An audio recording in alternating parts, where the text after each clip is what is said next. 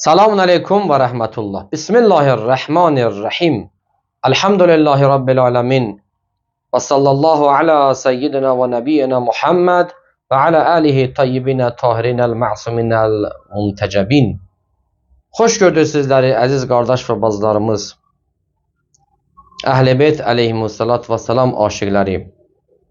Qədirxum bayramı münasibetiyle samimi qalbdən İmam Zaman aleyhissalatü vesselam başta olmaqla bütün Ali aleyhissalatü vesselamın şiyələrini ve siz əzizlərimizi təbrik edir. Allah'tan sizə ve özümüzə izzət məsələt edirik. Bu gözəl və əzəmətli və nuraniyətli bir gündə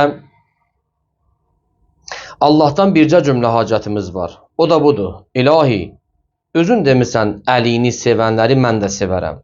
Allah, biz iqrar edirik. Biz təksib etmirik. Biz Həzrəti Əli ibn Əbi Talib aleyhissalatü vesselamı o ki sən demisən Peyğəmbəri və Xatəbən Nəbi Əşrəfil Ənbiyayı vəl Mursalin Həzrəti Resulullah sallallahu aleyhi və aleyhi və səlləmə vəhy eləmisən. Hamısını Peyğəmbərinlə və 124 bin Peyğəmbərlərinlə bütün ofisiyarlarınla baham qəbul edir. Həzrətdən sonra Əli aleyhissalatü vesselamı və onun 11 övladını sənin izninlə və sənin əzəmətinlə və sənin əmrinlə vəli ki təyinləmisən, biz vəli kimi, imam kimi qəbul edir və buna iqrar edirik. Şəhadət veririk ki, ilahi, sən təksən. Muhammed sallallahu aleyhi və aleyhi və səlləm sənin rəsulun, Əli aleyhissalatü vesselam da sənin Peyğəmbərdən sonra yeryüzündə müminlər üçün vəli və imamındır. Allah səni and veririk Əlinin ehtiramına.